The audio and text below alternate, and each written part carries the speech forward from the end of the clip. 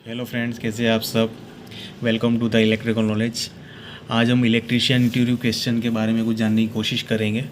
उनमें से कुछ क्वेश्चन मैंने पिक्ड आउट किए हुए हैं, जैसे कि आपके इंटरव्यू में आपकी हेल्प हो सके। जैसे कि हम सबसे पहले सवाल की ओर बढ़ते हैं। जैसे कि मैंने इधर मेंशन किया हुआ है कि why earth pin bigger and thick than the line and neutral pin in the plug.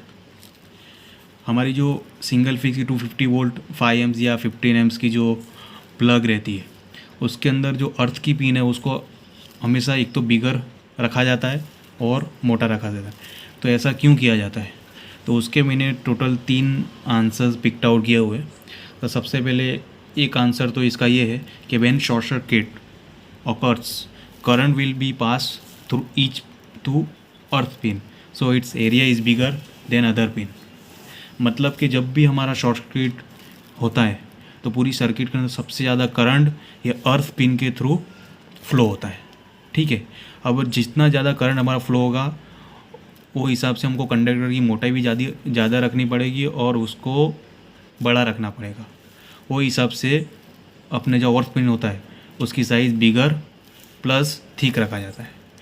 दूसरा उसका आंसर ये हो सकता है कि एनी टेक्निकल और non technical person cannot do wrong connection. Earth pin cannot be attached with in place of phase and neutral. So fatal accident can be reduced.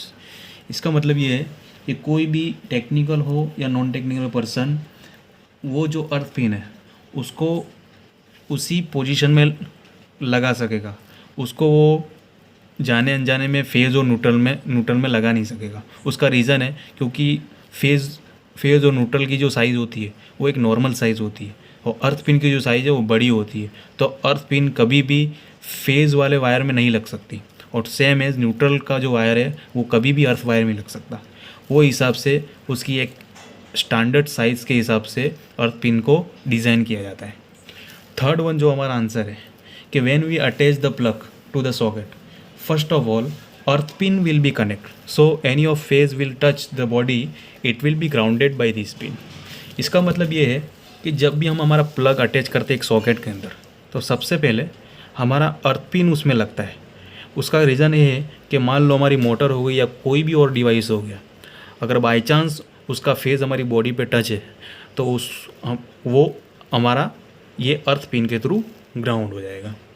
ठीक है फ्रेंड्स, उम्मीद है कि ये 3 जवाब में आपका जो कंसेप्ट क्लियर हुआ होगा। अब हम नेक्स्ट सवाल की ओर बढ़ते हैं। दूसरा सवाल ये है कि both side of socket face कमी। अक्सर हमारे घर में और कहीं पे भी हम देखते हैं कि हमारा जो सिंगल फेस का बोर्ड होता है, स्विच बोर्ड, उसके अंदर हमारी जो फेज़ और न्यूट्रल की 2 पिन होती है प्लग सॉकेट के अंदर, उसमें फेज़ भी आ रहा होता है और साथ ही साथ न्यूट्रल भी आ रहा होता है। ऐसा अक्सर क्यों होता है, तो इसकी मैंने टोटल 3 कंडीशन इधर दिखाई हुई है, जैसे कि आप वीडियो में देख पा रहे होंगे। Condition number 1, condition number 2 and condition number 3। ठीक है, अब सबसे पहले कंडीशन नंबर 1 जान लेते हैं। जैसे कि आप देख पा रहे हैं मैंने इधर डीसीबी एमसीबी ली हुई है कंट्रोलिंग के लिए और यहाँ से हमारा मेंस का फेज़ आ रहा है। ठीक है, अब जैसे भी मैं डीपी एमसीबी को ऑन करूँगा फेज़ तो मेरा होते हुए इधर स्विच तक आ जाएगा। ठीक है, और न्यूट्रल मेरा डायरेक्ट सॉकेट तक पहुँच गया। अब ये कंडीशन के अंदर क्या है, हमारे ये पिन में कहीं पे भी कोई भी एक साइड फेज़ दिखाएगा, यहाँ पे न्यूट्रल दिखा न्यूट्रल नहीं दिखाएगा। अगर मान लो मैं यहाँ से न्यूट्रल को ब्रेक भी कर देता हूँ, ठीक है, फिर भी हमारे यहाँ फेज़ दिखाई नहीं देगा। उसका रीज़न है वो क्यों नहीं दिखाएगा, वो कंडीशन नंबर 2 में हमें मालूम पड़ेगा। ठीक है, फिलहाल के मैं आपको बता देता हूँ। जैसे कि मैंने इधर फेज़ दिया, स्विच को ऑन करूँगा तो यहाँ तक फेज़ आ जाएगा। तो जैसे भी मैं टेस्टर इधर टच करूँगा, ठीक है, मुझे इधर एलईडी ग्लो मिलेगी। ठीक है, अगर मान लो मेरा न्यूट्रल आगे से कट हो गया, ठीक है, तो न्यूट्रल कट होने पर भी मुझे यहाँ पे कोई इंडिकेशन नहीं मिलेगा। वो क्यों, चलिए देखते हैं कंडीशन नंबर 2 में। जैसे कि आप कंडीशन नंबर 2 देख पा रहे हैं, सेम एज मैंने यहाँ पे डीपीएमसी भी ली हुई है। ठीक है, उस सेम एक सॉकेट भी लिया हुआ है, लेकिन फ़र्क उतना है कि यहाँ पर मैंने एक लोड लगाया हुआ है। ठीक है, अभी मान लो मैंने यहाँ सप्लाई दिया हुआ है और डीपीएमसीबी को मैं ऑन करता हूँ। ठीक है, तो फेज़ तो मेरा यहाँ तक आ गया। ठीक है, अभी न्यूट्रल आप जैसे कि वीडियो में देख पा रहे हैं, फेज़ मैंने यहाँ से होते हुए दोनों को लूप किया हुआ है। ठीक है, और एक न्यूट्रल मैंने यहाँ पे सॉकेट में भी दिया हुआ है और वहाँ से लूप करके ये लोड में कनेक्ट है। अब एक्चुअली में होगा क्या, जैसे ही मैंने यहाँ पे फेज़ दिया हुआ है, अब एक फेज़ मेरा तो यहाँ पे लूप हो रहा है, तो जैसे ही मेरा MCB मैं ऑन करूँगा, यहाँ से फेज़ मेरा होते हुए लोड में जाके यहाँ से रिटर्न होके यहाँ पे मिलेगा। ठीक है, तो आपको ये क्लियर होगा कि जैसे मैं स्विच को ऑन करूँगा तो यहाँ पे मुझे ऑलरेडी वो तो दिखाना ही है फेज़। ठीक है, और यहाँ पे पूरा जो मेरा फेज़ है पूरा का सीरीज होके यहाँ पे मिलेगा। ठीक है, यहाँ पे अगर मैं न्यूट्रल ब्रेक करता हूँ, ये पूरा फेज़ हमारा रिटर्न होके हमको यहीं पे मिलता है। अब तीसरी कंडीशन ये है कि सेम एज मैंने यहाँ पे पूरा सिनारियो दिखाया हुआ है, लेकिन फ़र्क इतना है कि एक कंडीशन में मैं इसको लोड को यहाँ पे लगाता हूँ और एक कंडीशन ये है कि वो कंडीशन में मैं लोड को नहीं लगाता। अब सबसे पहले देखते हैं, मान लो कि यहाँ पे कोई लोड कनेक्टेड नहीं है, तो होगा क्या, अगर मान लो मेरा न्यूट्रल यहाँ से ब्रेक हो गया, ठीक है, तो फेज़ तो मेरा यहाँ से होते हुए इधर तो जा ही रहा है। ठीक है, जैसे ही मैं स्विच करूँगा यहाँ पे तो जा रहा है। ठीक है, अब मान लो मेरा लोड कनेक्टेड कोई भी नहीं है, ठीक है, और न्यूट्रल में यहाँ से ब्रेक करता हूँ, तो यहाँ से मेरा फेज़ आया और यहाँ पे जाके हम अटक जाएगा। ठीक है, और जैसे ये न्यूट्रल इधर भी जा रहा है और इधर भी जा रहा है, मतलब न्यूट्रल को जाने के लिए कोई रास्ता नहीं बन रहा है। अब ये कंडीशन में मैं इधर ऊपर से कोई भी लैम्प या कोई दूसरा डिवाइस लगा देता हूँ। ठीक है, तो अब क्या होगा, ये मेरा फेज़ आया इधर, यहाँ पे तो मिल ही रहा है। ठीक है, अब ये जैसे ही मेरे स्विच को मैं ऑन किया, ये मेरा फेज़ आगे बढ़ा, यहाँ से होते हुए डायरेक्टली न्यूट्रल को भी चला गया। तो जैसे ही मैं टेस्टर को टच करूँगा, मुझे राइट साइड पे भी फेज़ दिखाएगा और इधर तो ऑलरेडी फेज़ दिखाना ही है। सेम एज इधर भी कंडीशन वही होगी, क्योंकि ये फेज़ तो इधर आ ही रहा है, तो इधर तो फेज़ दिखाएगा ही, और यहाँ से जो मेरा न्यूट्रल रिटर्न हुआ ऐसे, वो इधर भी दिखाएगा। ठीक है फ्रेंड्स, तो मैं उम्मीद करता हूँ कि ये पूरा कंसेप्ट आपका अच्छी तरह से क्लियर हो गया होगा। तो हमारा ये न्यूट्रल कट होने पे फेज़ दिखाने का रीज़न सिर्फ और सिर्फ एक ही, जहाँ पे भी लोड लगाया होगा, ये लोड, ये हमारा इंडक्टिव लोड भी हो सकता है, रेजिस्टिव लोड भी हो सकता है।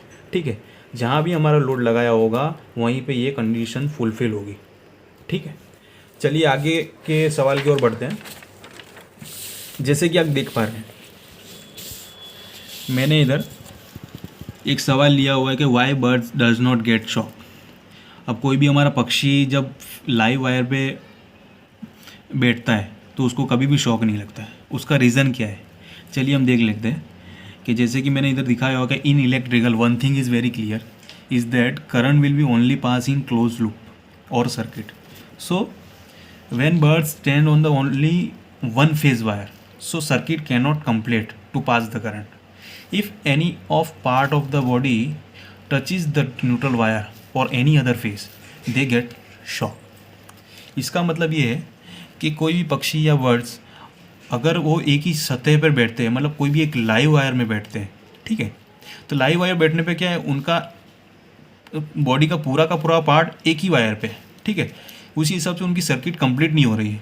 जैसे ही उनके जो उनकी बॉडी का कोई भी एक पार्ट दूसरे कोई न्यूट्रल से या फेज से, मान लो ये फेज दिखाया हुआ है और ये न्यूट्रल है, ठीक है, अभी पक्षी अगर यहाँ पे बैठा है तो उसको शॉक नहीं लगेगा, लेकिन मान लो उसका बॉडी का कोई भी पार्ट इधर टच हो गया भूल से भी, ठीक है, तो बहुत फैटल एक्सीडेंट हो सकता है।